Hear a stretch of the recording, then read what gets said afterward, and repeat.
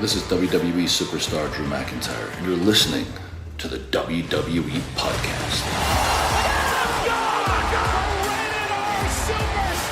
The champ is the one that everybody wants, me. It's going to WrestleMania. Claymore! Austin 316 says I just whipped your ass. This is my iron. You're going to acknowledge me. Good morning, good afternoon, good evening, hello, whatever time it is with you and wherever you are, thank you for downloading this SmackDown review as part of the WWE Podcast. As always, it's an absolute pleasure to have you listening along. I am Amanda, your host of the SmackDown review. And as you know, I am back on X. Please give me a follow. I am at Amanda SD Review. So I was listening to some of Matt's fantastic shows this week and I got his shout out. And thanks, Matt. I've really enjoyed presenting this show over the year. And it's nice to be appreciated by not only Matt, but you guys who sent some really great messages this week. So thank you to everyone who got in touch with some really positive words on the show. It's much appreciated. And so we go into year 2 of the SmackDown review. Before we do though, does anyone know what the crack is with Naomi? So rumour has it, and I'm sure you've all heard the rumour, that she is pregnant. And if so, I guess she needs to relinquish the title. I mean, great for her, bringing new life into the world and all that, but a real massive shame in terms of her heel run, which was only just getting started really. Anyway, after Seth, I am not believing anything WWE say regards injuries or whatever, so let's see where we go with that. And what did you guys think of the Bayley promo on Raw? I think it was excellent, and that maniacal laugh at the end, what do we think that means? I would love to see Bayley go absolutely Looney Tunes and go super heely heel. That would be such fun. She deserves so much more than she's gotten in the last couple of years. I think she's been just horribly booked and had some real crap to deal with from creative. So let's just hope that this is a good character switch for her, and would like to see her get a good run of something, title or just some really good meaty storylines on TV. Anyway, let's get to it and review the SmackDown that aired on August the 15th from Boston. And we get our arrivals with Drew McIntyre, who is apparently here on the show to explain himself for last week's attack on Cody. Joe Test tells us to expect the unexpected here in Boston, and then we get Solo and his MFTs out. Now, does this stand for My Family Tree, or does it stand for Mother Effing Tongans? I've heard both. We get a replay of their shenanigans on Sammy last week, as they make their way glacially slowly to the ring. Solo has the mic, and standing in the ring in formation, my first thought is that the MFTs with Solo look like an angry NSYNC tribute act. He starts off saying that the MFTs are in the building. They want to remind everyone that they run SmackDown. He says anyone who doesn't like it, it's too bad. He says last week Sami Zayn came out and tried to show off on SmackDown, but then they went to Raw and stomped on him. He says Jimmy also got stomped out, and Fatu also got stomped out. And he says if there's anyone else who wants to come out, and just as he says that, out comes Sami. Brand split? What brand split? Sami tells them to take it down a notch. He's just here to talk, and says all he's been talking about for months is the World Championship. And if he had beaten Rusev, there was a chance that he could have got that opportunity at Clash in Paris. He says now he's lost that chance and it's definitely not happening. He says when it happened, when Solo and his gang interfered with the match, he was furious. But then he also felt liberated because he's been talking about the World Championship for so long, that's all he could think about. But now it's been taken away from him, he can go back to doing other things, and he thanks Solo. He says he can see now that there are many, many other things in WWE. He says there is another title he's never held, and that's the US Championship. Solo tells him that he's not going to hold it anytime soon either, and he says you aren't even on SmackDown, you're on Raw, so you can't ever hold this title. I mean, at least someone mentioned it, right? Solo tells him to get out of the ring, get off his show, he never wants to see him again. Sami says that that's what he came out to say. As of tonight, he is officially on SmackDown. He says that he's taken something from him, so he's coming to take the title and is coming for Solo. Solo goes to attack him, and quick as a flash, the MFTs are back in the ring, beating down on Sami. We get Big Jim out to the rescue, but he's very quickly laid out too. We then get Fatu out to help. Things are evened up a bit more fairly, leaving Sami, Jimmy and Fatu standing tall in the ring. Just as I thought the segment was wrapping up, we get Nick out, who tells Solo off for the way he welcomes Sami to SmackDown, and he makes a match tonight. Fatu, Jimmy and Sami versus any three of the MFTs. Well, I like that opening segment. First off, Sami on SmackDown. Yes, please. Very happy about that for a start. Sami shifting focus over to the US title. Well, I like it. It's a little bit like a version of the Bloodline 2.0, but I'm okay with that as there's a title involved, and the motivation for Sami taking on Solo is revenge for being screwed rather than anything more convoluted this time round. I think Sami's always at his best when he's in a feud as a massive underdog, and let's be honest, with the MFTs backing up Solo, he's definitely an underdog here. So I think this should be interesting. Are we headed for a title match as soon as Clash in Paris, or does it stretch longer? I would love to see Sami with the US title, actually. And then tonight's main event, 6-man tag. And does that mean that Fatu is no longer in the US title picture? And is he being primed for a run on the World Championship? I'm getting ahead of myself, obviously, but I thought it was a great opening segment. Really liked it. We go backstage to Byron, who has Chelsea and her secret Hervis. He asks, how did we get to this match? Which the match is Piper versus Bliss. Chelsea calls him a dummy and says she bravely broke up the birthday celebration last week and she could have been severely injured by the cake. Piper says no one messes with the Canadian hero, and Alba says that once Piper takes care of Bliss tonight, they will confiscate the tag titles. Bit of a sidebar here, and it's not in any way relevant, but Isla Dawn. Her and Alba were a tag team, and a pretty good one I thought anyway. So I'm interested to know, why do you think the decision was made to let Isla go from the company and retain Alba? I mean, how did they choose and why? I honestly have no idea. It just struck me as Alba is enjoying some good TV time as part of Chelsea's gang, and quite rightly too. I'm not saying that Alba shouldn't have it. I just found myself mulling over how come, and how do decisions like that get made? Split up a tag team. Clearly the girls were friends, and I believe they'd been together for some time. So I'm just curious to know how those decisions get reached, and was it the right decision, do we think? I don't know what Isla Dawn's doing now. Maybe she is happier. I don't know. Anyway, just a sidebar. Anyway, that match is up now, so this is Bliss versus Piper. And as they come out, I notice that Charlotte is still getting a much better reaction from the crowd, and I guess that's the Bliss effect.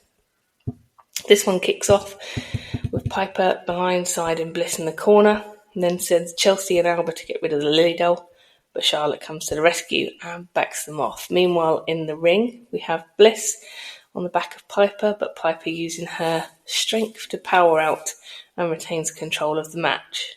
Piper absolutely poleaxing Bliss pretty much through the ring, but now we get a Bliss comeback, and she's looking great, delivering a bunch of cannonballs to Piper and getting a very close pin. This one finishes, however, as Bliss gets Piper in position for a twisted Bliss. We get some shenanigans on the apron from Chelsea and Alba, with Flair being a really good tag team partner and getting rid of them. Bliss dodges Piper in the corner, and allowing her to get the roll-up and victory on behalf of the tag champs. Post-bell, Alba comes in and kicks Bliss in the head. Flair comes in and saves Bliss, but is soon crushed by Piper, and Chelsea chucks her into timekeepers, leaving Bliss in the ring, and she gets finished off by Chelsea and the Secret Hervis. This felt like a pretty short match. I didn't have a clock on it, but I guess it felt less than 5 minutes. Still a good match. I always love to see Bliss in the ring. It was a good showing and continues to cement the Bliss-Flair tag team. I guess we continue with this program and get Flair-Alba next week. And I'll be building to a tag match between these guys. If we are, that's okay by me. Something different. We haven't seen much of them all together, but let's see. Straight backstage, and we have Jade and Tiffy arguing, and Nick is also there. He says he understands that Jade wants another title shot, and he also understands that Tiffy wants to be a fighting champion, but there are channels that need to be completed before they can go ahead, and at that point Nia Jax shows up, and in my head I am shouting, God, please no. I thought we were done with Nia versus Tiffy.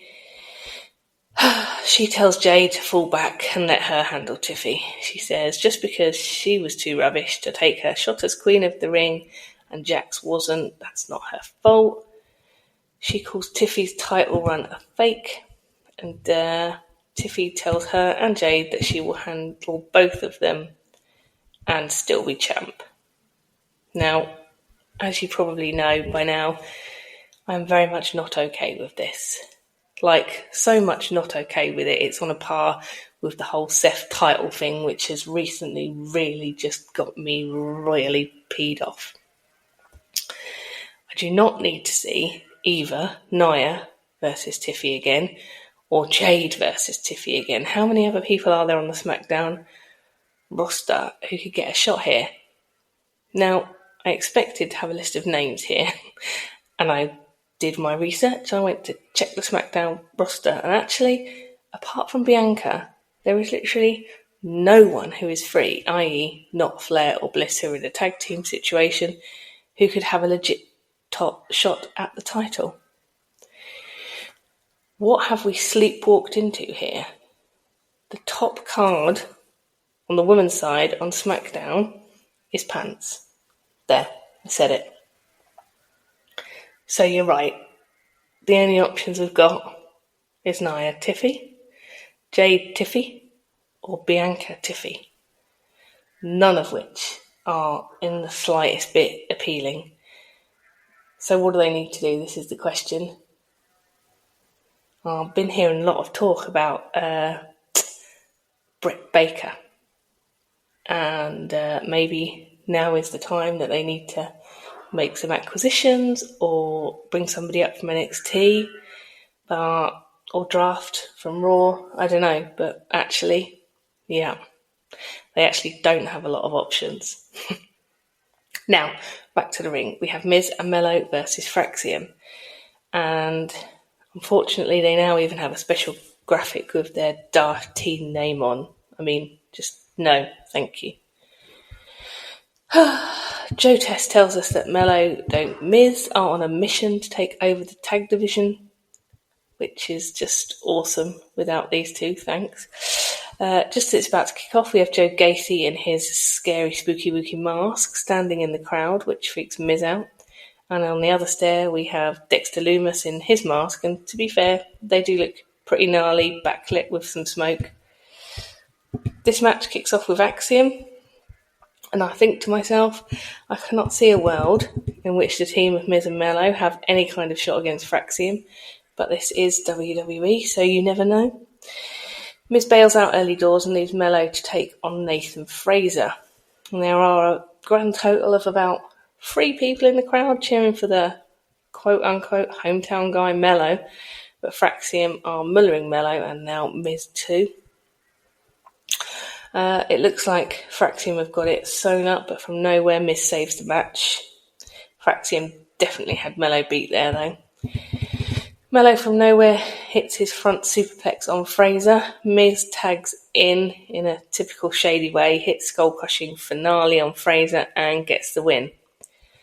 So what do I know? Apparently in this universe, Melo and Miz pin one of the hottest prospects in the tag division. You know what? I hate it.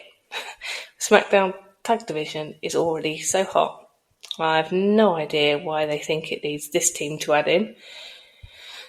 As I said last week, Melo and Miz were over, I thought, only for it to be rehashed.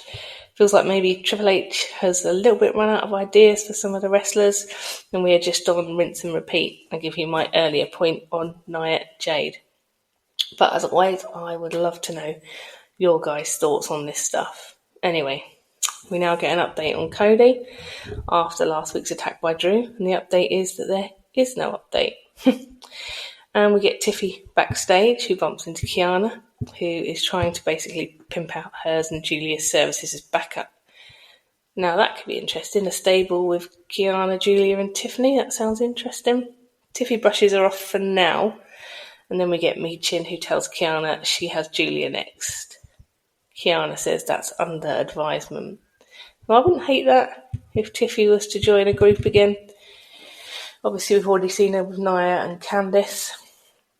But I think as a champion with somebody in the manager role and then adding in Julia, that could be quite interesting. And as we've just discussed, with the relative slim pickings that is currently in the SmackDown Women's roster, maybe that is a possible solution. So let's see how or if that develops.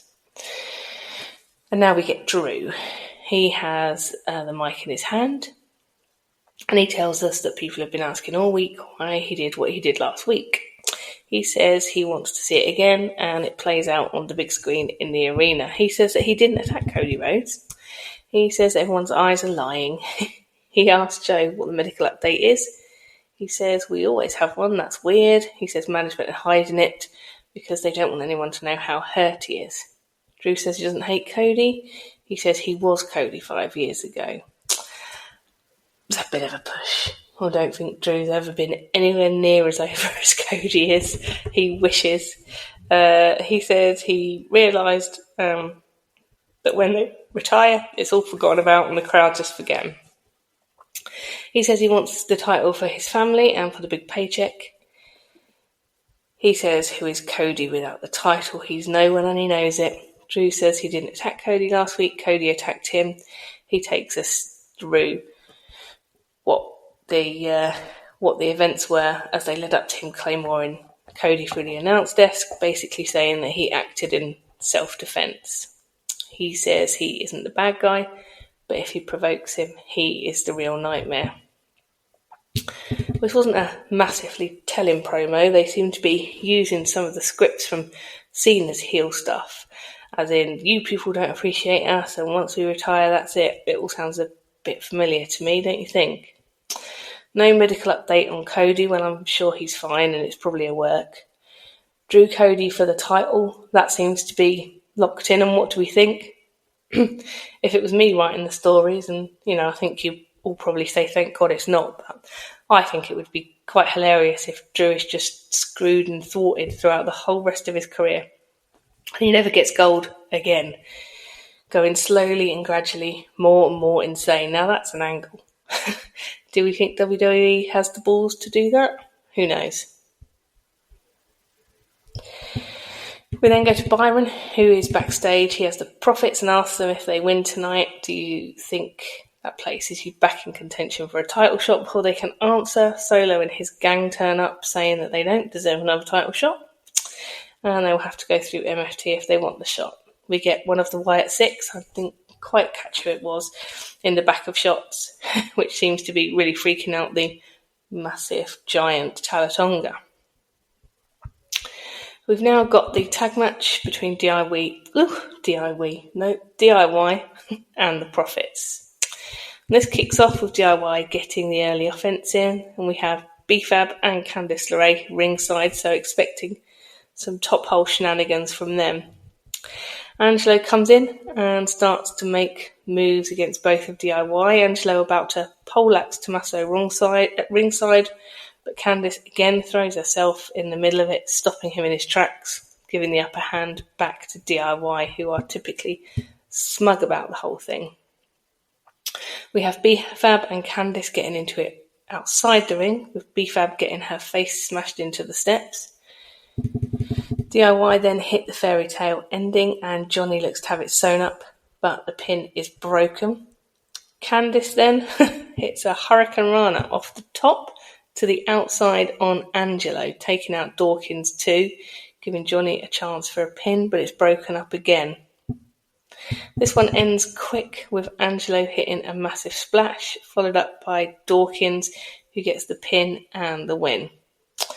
I thought this was a great match, once again showcasing the depth and the difference, the diverse nature of all the teams here on SmackDown. Loving that Candice and B-Fab are getting involved in these matches now, and wouldn't mind also if those two had a match down the line. As we move on, we go to Nick, who's talking to Motor City Machine Guns as Mello approaches and says, what does he have to do to get a title match? Miz appears and stymies his chances again. Saban tells Mello, are you him or his? Which I thought was a great line. And Miz says that Mello can't be manipulated as he has his back. Shelley says Miz and Mello wrestle like they just met in catering, which again I love, and they start to argue. And then next week we get a match no one wanted, Motor City Machine Guns versus Mello and Miz. So I think it's happening, guys. We're going to get Mello and Miz just shoehorned into the tag division, or are they going to fall apart again? I don't know about you guys, but I'm just completely not here for Mello and Miz. I would like to see Miz used much more sparingly. He's got a career outside WWE now. He can go part-time. And I'd like to see Mello just getting his own shots. Maybe he does go into the US title picture. Let's hope that they split these two up once and for all. I thought we'd already done that, but, let's go round and roundabout again. We get a recap of last week's Cena and Paul segment, and it's confirmed, I don't remember if it was last week or not, Cena versus Paul at Clash in Paris, and absolutely loving the graphics for Clash. Really, really smart looking. We now get Byron, who has Truth backstage, who by the looks of things has reverted right back to old school R-Truth and dropped all the hair cutting Ron Killings bit, it seems. Byron asks how he feels about Cena's new attitude, and Truth says he's happy to have the childhood hero back. Aleister Black appears and tells him with friends like Truth he needs enemies. Truth steps to him and Black says, there he is, hello Mr. Killings. So this is interesting. Looks like we have a bit of a split personality thing going on with Truth, and that's okay, I don't mind, at least it's different. Those two seem to be shaping up to a meet next week. If it's Truth that shows up, he may well get his head kicked off, but if it's Killings, he has a chance. So maybe they are doing something pretty interesting with Truth here. Let's see, it remains to be seen. Now lining up to the main event, we have Jimmy and Sammy reminiscing in the locker room about the old times, and Fatu basically not entertaining it, not falling for Sammy's charms at all, it seems, as he tells Sammy that he didn't come out to save him, he came out to save Jimmy. Doesn't know Sammy, he's not really that interested. Sammy checks that they're going to be okay tonight, and Fatu tells Jimmy, just keep him out of my way. So that's sowing a little seed of doubt. How are these guys going to coexist, and how is this going to work out? So that match is now, and that's our main event this evening. We've got Solo, JC and Tamatonga versus Sammy, Jimmy and Fatu. And that leaves the humongous monster Tamatonga at ringside. The MFTs here have got the early upper hand with some shenanigans right off the bat behind the ref's back, and Tamatonga getting involved on the outside as expected.